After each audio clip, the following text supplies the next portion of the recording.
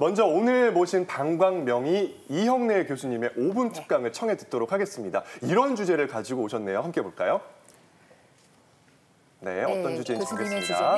방광 질환에 완치는 없다. 아니, 명의를 모셨는데 완치는 없다. 굉장히 도발적인 주제 같은데 궁금해집니다. 박수로 청해 듣겠습니다, 교수님. 네, 교수님 부탁드립니다. 모니터 앞으로 모셔볼게요. 네. 안녕하세요. 이형래 교수입니다. 텔레비 보신 분들이 방광질환에 완치는 없다. 우리 완치 그러면 뭐 암, 또 우리 몸에 크게 위해를 가하는 중증질환 같은 거에 쓰는 용어인데, 그리고 우리 옆에서 우리가 흔히 보는 방광질환에 왜 완치가 없을까? 이렇습니다. 네. 방광질환의 주 원인은 노화와 면역력의 저하입니다. 자, 우리 사람이 젊어질 수 없죠. 그래서 제가 완치가 없다고 말씀을 드린 거고요. 이런 방광질환은 우리가 평생을 잘 관리해야 되는 질환입니다. 자, 대표적인 첫 번째 질환이 방광염인데요. 우리 스트레스 받거나 막 몸이 피곤하면 그 다음날 어김없이 소변 볼 때 찌릿하게 아프고, 또 소변에서 피도나고 하는 방광염이 생기는데요. 예를 들면 어떤 부부가 전날 아주 대판 싸웠어요. 그럼 그 다음날 아침에 두 사람 중에 한 명은 무조건 방광염이 옵니다. 우리 김두영 씨, 남자한테 올까요? 여자한테 올까요? 아니면은 부부싸움 하다가 진 사람한테 올까요? 진 사람한테 오지 않을까요? 예. 여성한테 옵니다. 옆에 이제 그림이 있는 것처럼 여성의 요도가 남성에 비해서 짧고 곱습니다. 그래서 이런 방광염에 굉장히 취약하고요. 전체 방광염의 95%가 여성에서 발생을 합니다. 좀 안 된 얘기지만 여성 10명 중에 8명 이상은 평생을 살아가는 동안 한 번 이상은 방광염으로 고생을 합니다. 세상에. 자, 두 번째, 우리 노화에 의해서 가장 잘 나타나는 대표적인 질환이 과민성 방광인데요. 원인은 정확하지는 않지만 방광 민감도의 변화, 또 방광 하부 요로의 폐색, 그리고 뭐 신경계의 변화 등이 있습니다. 증상은 여러분 너무 잘 아시죠? 소변 자주 보고, 화장실 가는 게 급하고, 또 화장실 가다가 소변을 지리고, 실질적으로 우리 삶의 질을 굉장히 많이 떨어뜨리고요. 전체 여성의 15%, 전체 남성의 10%가 이 과민성 방광으로 고생하고 있습니다. 자, 마지막 질환은 여성은 걸릴래야 걸릴 수도 없는 질환. 여러분 아시죠? 전립선 비대증입니다. 네. 전립선은 나이가 들고 남성 호르몬의 변화에 의해서 점점 커지거든요. 이게 커지게 되면 소변 나가는 길을 자꾸 압박을 합니다. 그렇기 때문에 소변이 가늘어지고, 또 소변을 제대로 배출을 못하니까 자주 소변을 보게 되고, 이게 심하면 갑자기 소변길이 탁 막혀서 정말 우리 119 타고 응급실로 오는 경우가 왕왕 있습니다. 60대 남성의 60%가 전립선 비대증이 있고요. 나이가 들어갈수록 점점 더 빈도는 증가됩니다. 자, 제가 이렇게 말씀드린 방광질환을 방치하고 제대로 우리가 관리하지 않으면 삶의 질이 뭐 한없이 무너지겠죠. 그러면 우리 자존감도 떨어지고 우울증도 발생할 수 있습니다.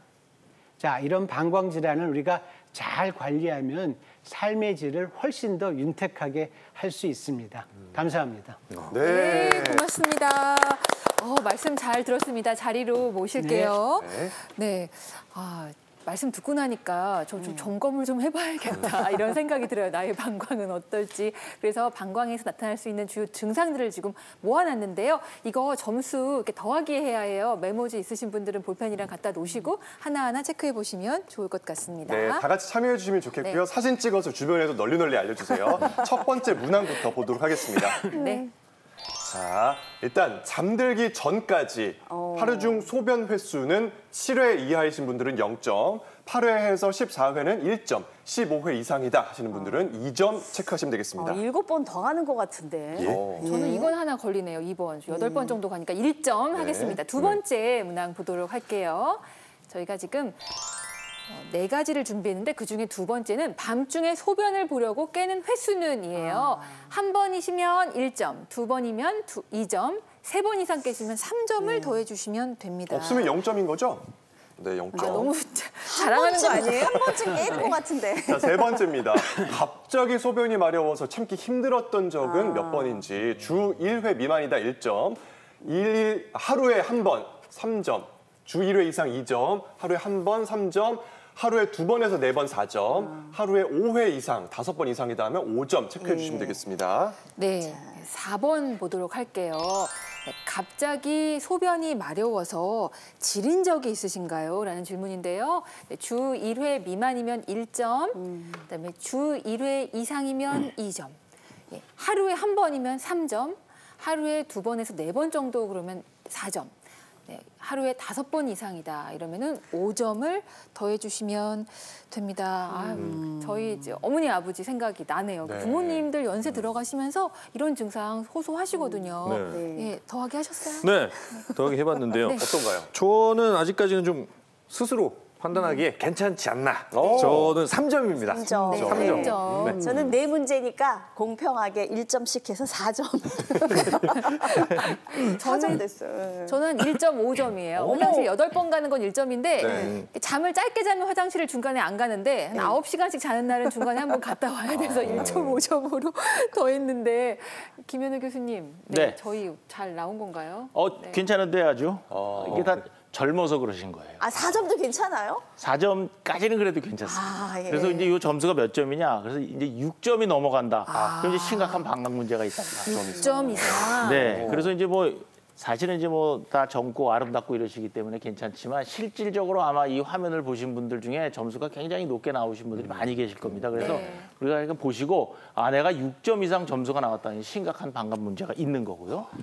봤더니 내가 12점이 넘더라. 이거는 아주 뭐 돌이킬 수 없는 아주 심각한 정말 더 심각한 방광 문제가 있으니까 6점, 12점 기억해 주시기 바랍니다. 그렇습니다. 자, 이 자리에서 저는 자신 있게 말씀드리겠습니다. 그 부분만큼은 무척 쌩쌩합니다. 어깨 힘 좀 빼세요. 쌩쌩합니다. 아직 잠깐 안 갔어요. 아직 뭐 해당 사항이 없고요. 네. 다행이네요. 짚어보도록 할게요. 일단 배뇨 횟수부터 자기 전까지는 7회 이하, 그리고 밤중에 소변 때문에 깨지 않는 게 일단은 건강하다는 의미겠죠. 그렇습니다. 네. 근데 우리 이재성 아나운서 올해 나이가 얼마나, 제가 아침부터 호구조사만 하는 것 같은데 나이가 얼마시죠? 저는 일단 3호선 6번 출구입니다. 3호선 6번 출구. 좋겠다. 30대라면 사실은 이게 1점이라도 나오면 비정상이에요. 그러니까 우리 이재성 아나운서는 나이에 맞는 아주 지극히 정상입니다. 그렇군요. 실질적으로 우리가 한 번 이제 소변을 보게 되면요. 한 200에서 300cc 정도 소변을 보죠. 방광 용도가 한 500cc 정도 되거든요. 그러니까 하루가 우리가 일반적으로 사람이 소변 보는 양이 1.5리터 내외 정도 되니까 낮 시간에 7번 미만으로 보는 게 정상이겠죠. 이제 밤이 돼서 우리가 이제 수면에 들게 되면 우리 몸에 항이뇨 호르몬이 이제 분비가 증가됩니다. 그래서 낮에 만들어졌던 소변량의 반 이하로 소변을 만드는 거를 줄입니다. 그렇기 때문에 우리가 이제 밤에 숙면을 할 수 있고요. 우리가 나이가 들거나 여러 가지 문제로 이런 항이뇨 호르몬 분비에 문제가 있어서 야간뇨가 생기고 하면 낮 시간보다 밤에 보는 소변량이 더 많은 야간 단뇨증 같은 질환이 나타나기도 합니다. 네네. 저도 36살에는 멀쩡했다는 거 참고해 주시고요. 아니, 근데 물을 좀 많이 마시거나 커피를 마시면 아무래도 소변 보는 횟수가 늘어나는 거 당연한 거 아닌가요? 아니, 그럼요. 예. 우리 몸은 정직합니다. 들어간 만큼 나오는 거거든요. 그래서 물을 얼마나 먹는지, 또 요즘 우리 커피 많이 마시잖아요. 거기 카페인이 들어있죠. 또 자극적인 음식, 너무 짜거나 맵거나 하는 음식을 먹는 것들이 소변을 자주 보고 급하게 보고 하는 거에 많은 영향을 미치기 때문에요. 제가 아까 하루 소변 보는 양, 한 번에 보는 양이 200 내지 300이라 그랬죠. 그래서 본인이 소변 보는 양을 한번 체크해 보는 게 좋은데요. 화장실 가셔서요. 제가 앞에 이제 종이컵을 갖고 나왔는데요. 네. 이 종이컵에다가 소변을 한번 봐보세요.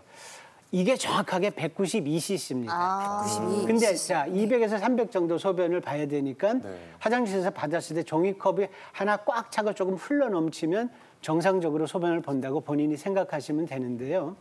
하루 8번 이상 소변을 보는데 나는 소변량이 너무 볼 때마다 소변량이 많다 하는 분들은 내가 물을 너무 많이 먹는 게 아닌지 또 커피를 너무 많이 마시는 게 아닌지를 한번 생각해 보셔야 됩니다.